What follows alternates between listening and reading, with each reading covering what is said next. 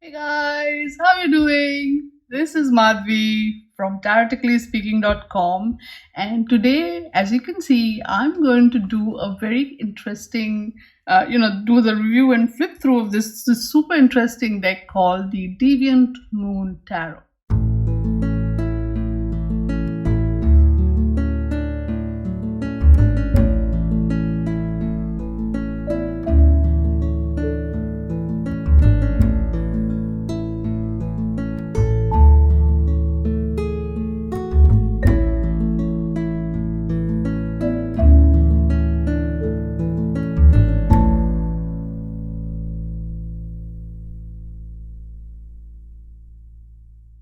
This is the borderless edition. I got it from Amazon. The link is in the description and all of that.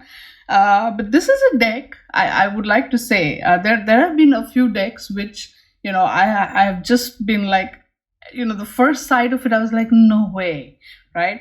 One of them is the Night Sun Tarot, which I ended up buying a few years ago. I think, yeah. And but then this one was like, even ever since I saw this I was like, no way I'm getting this deck. And then I was talking to a friend of mine, Julie, the other day, and she's like, she and I initially we were like, yeah, neither of us were like big fans of the art is a little, I mean, no offense, I mean, this deck has its big fans and a fan following, and both of them were like, no, but both of us were like, no way. And then she ended up getting the deck and she told me about it, and I'm like, well, okay, I can be brave, I can get this deck and I can take a look at it. And I did, and I was, well, let's just say I have been pleasantly surprised. This is a thing. It is an actual thing. So sometimes, and especially when we're thinking shadow work, right? And we're thinking, especially the things that make you like no, that evoke that no. Maybe you got to take a look at it, right? This and as I understood, this deck was born from that kind of an energy. There you go. The deck creator is Patrick Valenza, and there you go. It says on the side, stylized characters and moonlit dreamscapes draw you into the luminescent world of the Deviant Moon Tarot. This special borderless edition highlights Patrick Valenza's stunning artwork and allows readers to connect more deeply with the evocative tarot imagery. All right. So again, this deck comes in a regular sort of box, and open it. So there you go. You can use this box to keep your cards, no problem. Comes with a little white book, which is all that you need, right? I mean, I believe there is a big proper book about it. I did see that on Amazon, but I didn't end up buying it. So here, this book has a little bit of Patrick Valenza's life, and there you go. His art developed as a way to explore his experiences and share his stories with others through pictures rather than words, right? Most of his creative influences come from non-traditional sources. The imagery for the Deviant Moon Tarot is derived from childhood visions seen through his imagination and carried into adulthood, particularly the symmetries he enjoyed playing in as a child. Also incorporated into his artwork are the melancholy moonlit scenes of distant factory smokestacks, insane asylums, and abandoned buildings. So this is the sort of source, the creative source for the imagery. And there you go, US Games. And you have a little write-up about the creation of the deck. And then you have the cards and the meanings. There's upright and reverse. So there's a little write-up here, and then we have the upright meanings and the reverse meanings here for all the majors and also for the minors. So there you go, upright and reversed. I'm happy for all the four suits. And oh, and there's a spread as well, the lunatic spread. present, past, subconscious. Oh, it's like a 10 card spread. Oh, there you go. That's your spread. And then space for notes. Okay.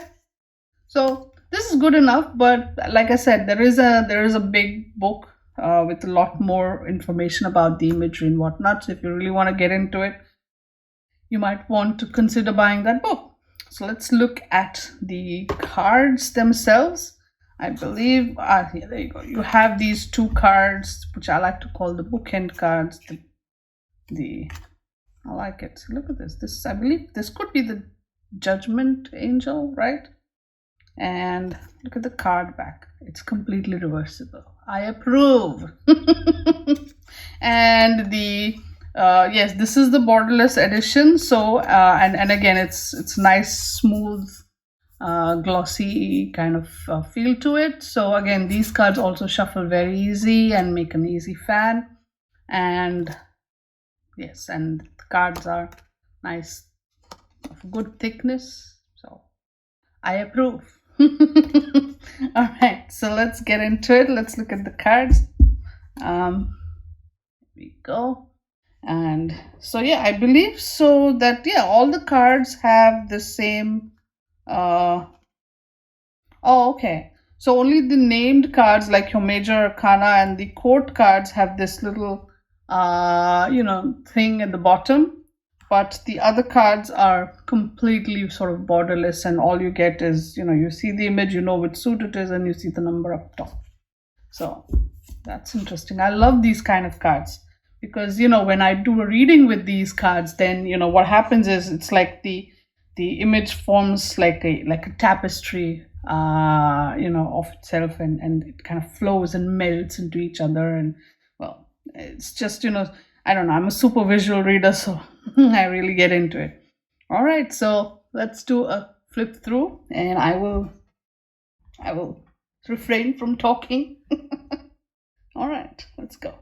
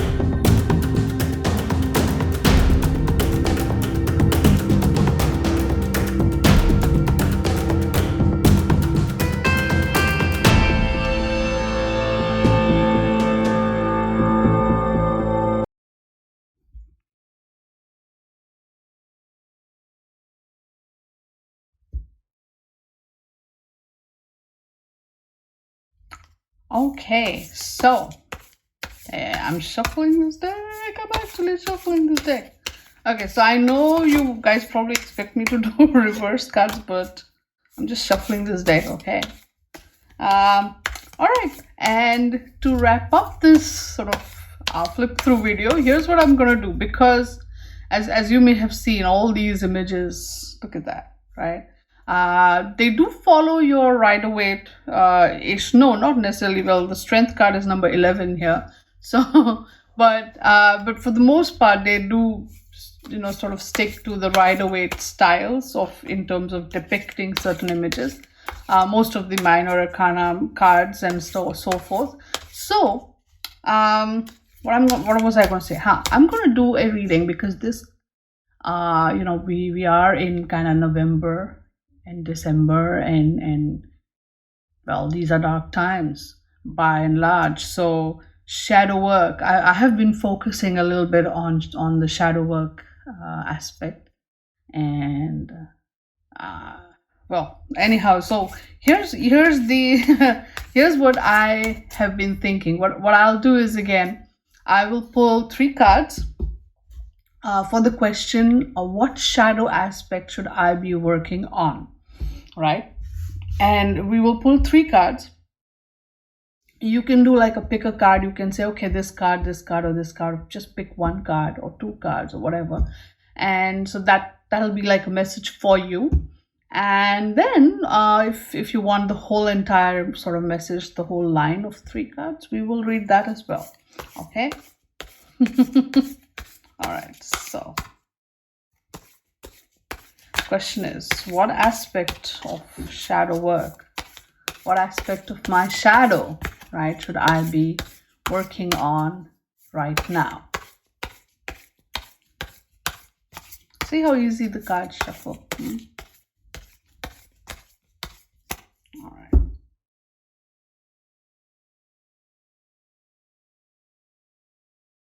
Okay. Card number 1, card number 2, and card 3. All righty. Okay, so pick your cards. So if you picked card number 1, you get the 7 of Pentacles. This is interesting. 7 of Pentacles is, traditionally I've looked at that card and it's all about patience. It's all about, waiting and slowly growing things. Remember the Rider-Waite 7 Pentacles. But then 7 of Pentacles, to me, slowly has also evolved into being a card that also talks about effort versus the rewards. And then here, and we are looking at the shadow work aspect of it. And here he's kind of poking this tree. It's like this tree has grown all these pentacles, and he's poking that tree, and that tree is bleeding. It's bled a bit here and there. So here's the aspect of the shadow that the cards are asking you to sort of look at. Look at the efforts versus the rewards. Look at something that you have grown patiently, but what have you lost? Where have you sacrificed? What pains have you suffered whilst you have patiently grown this? Is it worth it? Has it been worth it? And if you continue to do so, will it be worth it? And then as a follow-up, you can ask yourself that, okay, why do I feel the need to do this with whatever aspect of life it is that's sort of being triggered at this point, where I put in the hard work, patience, and the effort and everything, and I even sacrifice and hurt myself in the process to get something to a certain level of success. But I feel like I've put in way too much effort, and I have received way little, sort of results or acknowledgement in return. So what are those areas where you do this, and why do you end up doing that? What aspect of you gets triggered that sort of makes you or pushes you to do that? And what do you need to do to sort of not do that anymore, or find that balance? Because this card is all about finding the balance between the effort and the realization of the effort. And so how can you maybe pull back if needed? There's a lot to think about over here. If you pull the second one, or if you pick the second card, the middle card, let's see what you got. You have received the Seven of Cups. This is the second seven. Very interesting. Again, Seven of Cups, traditionally, if you remember the Rider-Waite card, it's all about the illusions, desires, ambitions, choosing, from the different cups. And here you have these 7 cups, but then he is drawing. He is, painting. There is someone behind the sort of painting, holding up the easel, as it were, and the artist is sort of painting. So this is again a very, very interesting card, because we are asking typically, what shadow aspect should you be working on? And so what is it that you are creating again, right? What is it that you have been hoping for, wishing for, going for? And has it given you the emotional? We are looking, because here this was practical, this is more emotional, right? Has it given you the satisfaction that you have craved? Has it helped you reach your desires, as it were? I'm going to consult the LWB, because this is a little different from the normal imagery to some extent. And there you go, Suit of Cups. Let's see what this one has to say. He struggles to depict them on canvas. He's trying to depict these cups? No, he's drawing something else. Relying on his subconscious rather than reality, he interprets his subject with imagination and skill. All right. So again, how have you reinterpreted your desires? Let's go with that. See, sometimes it's worthwhile looking at the LWB. So how have you reinterpreted your desires and how have they matched with the reality? And how, examine actually, what have you chosen? What have you gone for? How have you sort of seen it? How have you imagined it? Is it bringing you the kind of satisfaction that you have that you hoped or thought that it would? Are you feeling good about choosing what you have chosen? And so what are the feelings? What are the feelings that this evokes? See this dude, he's hiding behind this canvas, and he's kind of holding it up. So what aspect of yourself have you hidden away or kept aside or used as a prop, really, to sort of to become to become the holder for the canvas of your sort of your imaginative expression? Think about these things and then come back and see. The number 7 is interesting because it's showing up twice. So when we look at the whole line, let's see what card this one is. This is, look at this. This is an 8 now, right? This is your Justice. So if you chose card number 3 from the, the pick one card thing, this is the shadow work that you need to do is to do with justice. It's to do with decisions. It's to do with balance. It's to do with the choices that you have made. It's to do with, acting upon decisions, right? So seeing everything in a balanced way, seeing everything in a more, how do you say it? In a more, equal and opposite kind of a thing, karma and its results or actions and consequences. There's always a balance. What are the situations in your life? Because we're looking at the shadow work angle. So what are the situations in your life where you have seen this balance and where you have not seen this balance, right? Cause and effect, or good deeds will bring good results, bad deeds bring bad results. So how has this affected your worldview? What has happened, or what is playing on your mind at this point, which has made you think that, not always everything is balanced in this world. You don't always receive justice in this world. That this world is not ideal in the way that it was promised or it was taught in, say, school or something. And, so where in your life do you see the presence or absence of this kind of karmic justice or balance? Now, if you were the one who said, no, I want to pick all the 3 cards and I want to see what the line says in terms of doing the shadow work.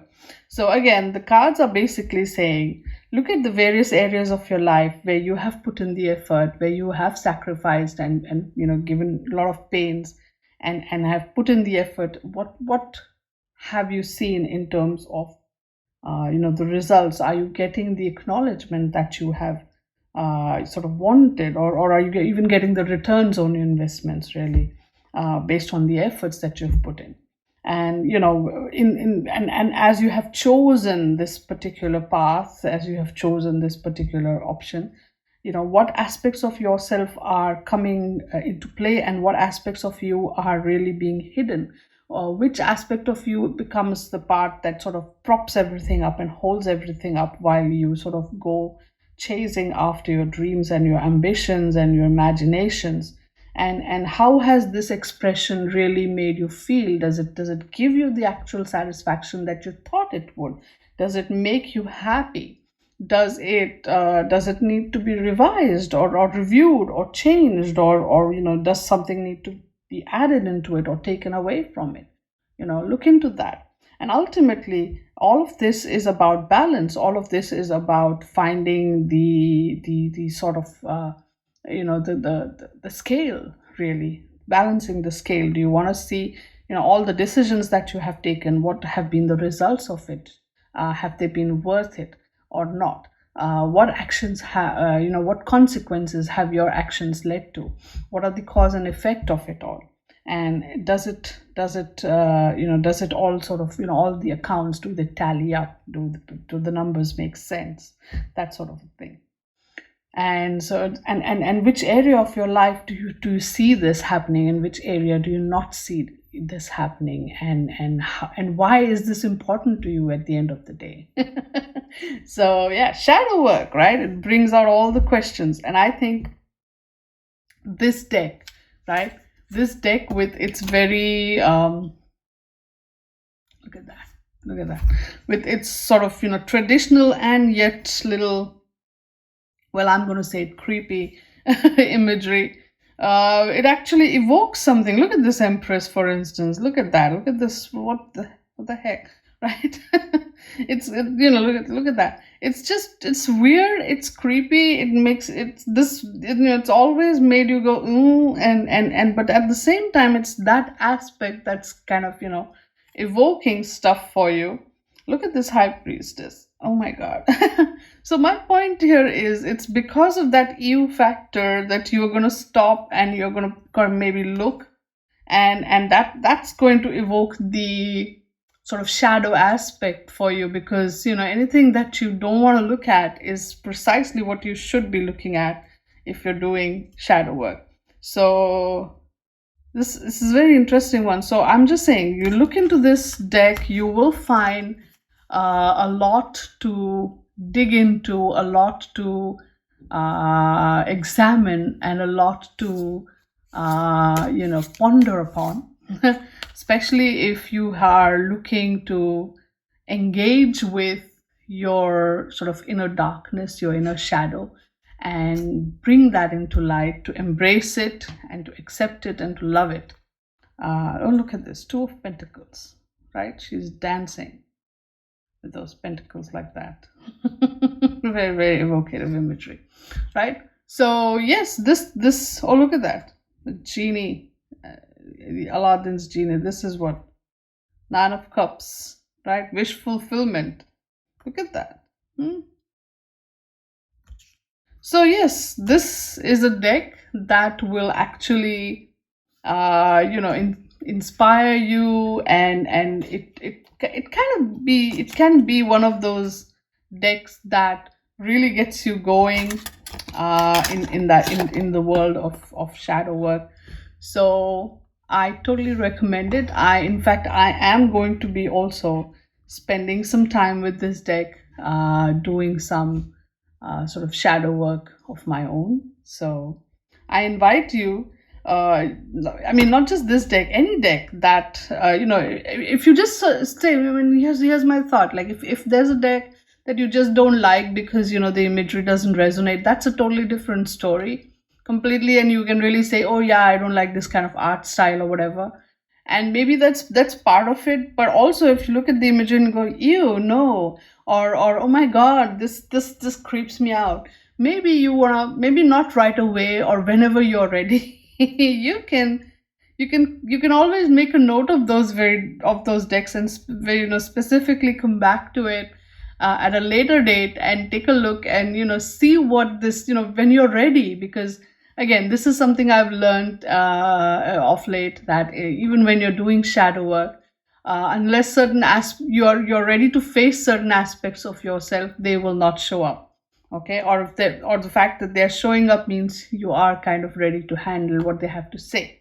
So in that situation, make a note of these decks, and periodically sort of revisit the imagery, and at some point you'll be like, you know you're not like completely creeped out, or you're like, okay, I think I can handle what this deck has to say. And you can end up buying this kind of a deck. I thought, oh, look at this dragon, I have a thing for dragons, right? Look at that. So yeah, this is the second, I would say, deck in my whole entire life thus far that has given me the, oh no, I don't want this one. But this is one of those decks that I actually think is a good addition to my collection, and specifically from the sort of shadow work, and working with the aspects of yourself, really, that say creep you out or make you look like, ew, no, how could I have that angle in me, or how could I have that that aspect in me? And we are all same like that. We all have that. And so yeah, if you want to work with that kind of an element, I totally recommend this deck. This deck has its own vibe that it brings to the table.